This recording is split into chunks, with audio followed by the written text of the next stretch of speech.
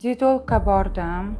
İchmagan dori-darmonlarim qolmadi. Azimpiklar ham oldim. Olmagan ukollarim qolmadi, lekin semizlikdan 2 yildan beri qiynalaman. Bormagan joyim qolmadi. Menga eng alam qilgan joyi farzandim ota-onalar majlisiga chaqirishganda boraman desam, "Yo'q, siz bormang. Sizdan uyalaman. Siz semizsiz" deb aytganda men juda ta'sirlanib ketdim.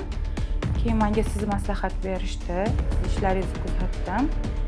Sionistga keldim konsultatsiyaga. Semizlik bu hozirgi kunda muammo emas. Bundan hech ham siqilish kerak yo'q. Bizda shunaqa ukollari bor. Ukollarini qilamiz va juda ham ko'p apparatli kosmetologiya bor. Aynan korreksiya figuraga mo'ljallangan. Siz ukolni olasiz. Bunda siz ozish kilodan ham ketadi, объемdan ham ketadi. Apparatli esa sizni taningizni osilmasdan, sog'lomlashtirib, hech qanaqa побочный effektlarsiz osilishga yo'l qo'ymasdan, qorinlaringiz ham osilmasdan ozishga yordam beradi. Siz bu muolajadan keyin bir haftada ancha effektini sezasiz, bemalol boshlasangiz bo'ladi. Aziz ayollar, endi sizlarda semizlik muammosi bo'lsa, bundan siqilib, qiynalib yurishingizga hojat yo'q. Hozirgi kunda ozdiradigan joylar juda ham ko'p, lekin bizda ham ukollar bilan, ham apparatlar bilan bir haftani o'zida ancha ozish effektini ko'rasiz.